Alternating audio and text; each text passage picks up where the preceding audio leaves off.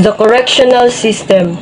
The correctional system is that deals with the individuals who have been convicted of crime.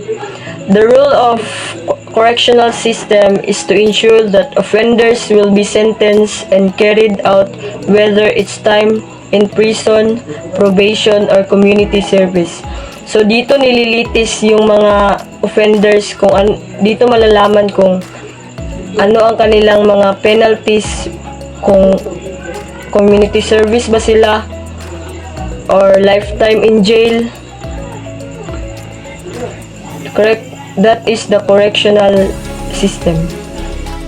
The criminal justice system of the Philippines and its component. The criminal justice system of the Philippines, or PCJS, is essentially the system or the process in the community by which crimes are investigated. It is coordinated because these components operates in a manner being interdependent and supportive of one another in order to achieve the very purpose of the system. So the criminal justice system has the 5 components, which is the 5 pillars. The 5 pillars are the law enforcement, the prosecution, the court, the correction, and the community. So these institutions are responsible for preventing crimes, enforce law, and apprehension and prosecution for those who violated the law. Function of criminal justice. First is the law enforcement. Its function is to conduct investigation on the aligned crime committed by a person, to arrest or detain violator of the penal law or an ordinance, to effect the warrant issued by the court, and to assess the complainant to file a case. Next is prosecution.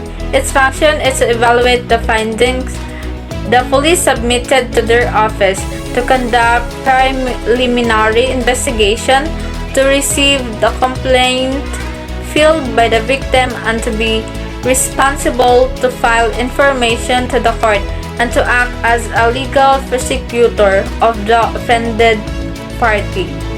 Next is the court.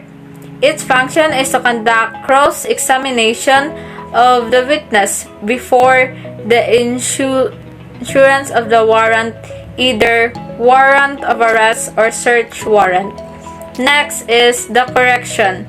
Is considered as the weakest component of CGS. Its function is to reform the convicted offender through the rehabilitation program instead the correction.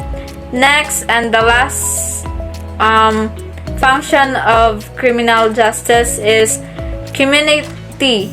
The function of the community pillar is to help and coordinate the program of the government, specifically on the maintenance of the peace and order.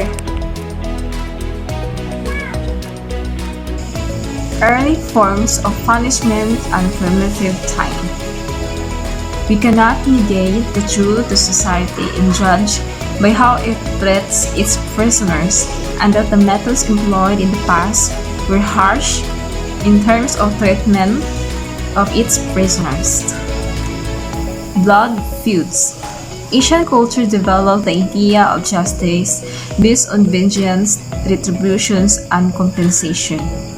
Lex talionis is important to remember that these formulations were codes, not laws.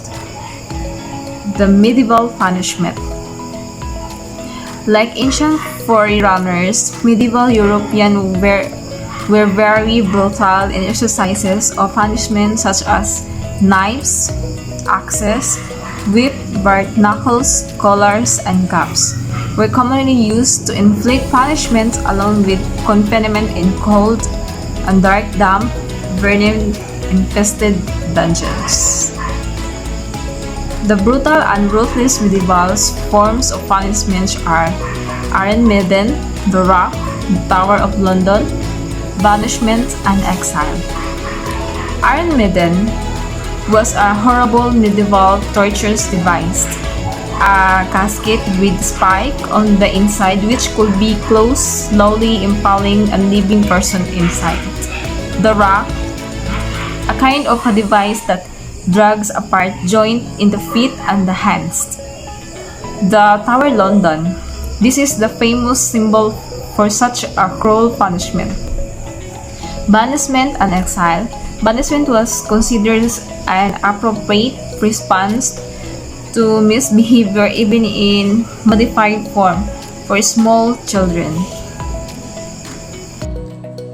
So definition and history of correction. So it applies the governments and society, generally collective awareness and information to the procedures of dealing with the people who are convicted of crimes for the aim of preventing crime. Tubo, 1998. So, correction is a branch of criminal justice system concerned with the custody, supervision, and rehabilitation of criminal offenders.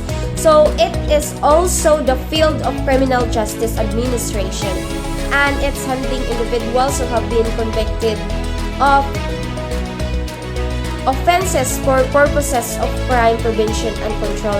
Tubo, 1998. Next. Origin of the word prison. The word prison has found its roots from the Greco-Roman word presidio, from word pre means before and sedio means inside. So, number 1, the Golag Banawe.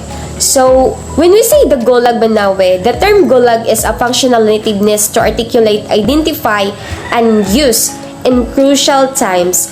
So, the Gulag was used as prison. It had wooden fins where criminals were imprisoned. So, lastly, the Gulag of Russia. So, the term Gulag of Russia was given the appellation of insane prison because even if the prisoner survives death, certainly they will become more insane.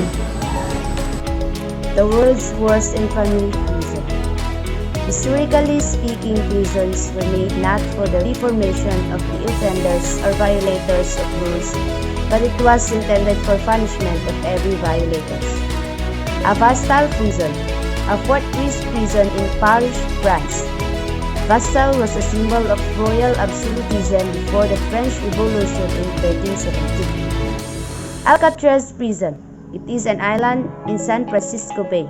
It is the site of infamous prison noted for its inhuman treatment and tortures. Sachsenhausen prison, built in 1939 outside the Berlin proper as Germany's concentration camps for the rigid Nazis is its elite force. Development of prisons. Early punishment in the form of execution was barbaric. This included offenders being thrown to prisons with wild animals, slaked out in the sun with eyelids propped open, stoned, disemboweled, dismembered, flogged, and even crucified.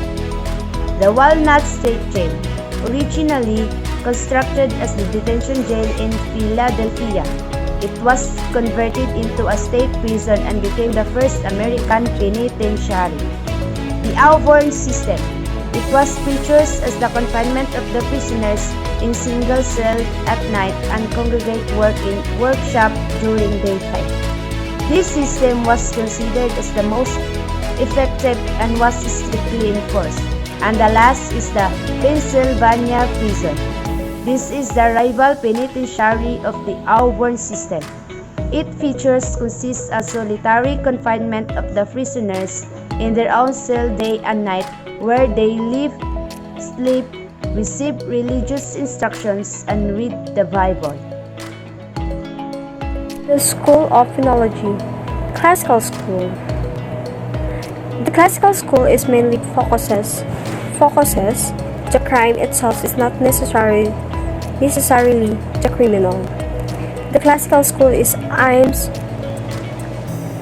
to prevent crimes have the punishment for each other offense committed by the criminals established in advance. Number 2. Positivist School of Thought.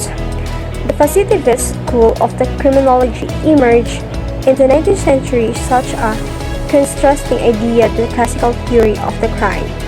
In the school of thoughts, criminologists believe a psychiatric or personality condition present in individual are at the root of crime. 3. Neoclassical school. In the criminology, the neoclassical school of economic thoughts, a wide-ranging school of ideas from which modern economic theory evolved. The method is a clearly scientific with assumptions and hypotheses attempts to derive general rules or principles about behavior or firms and consumers.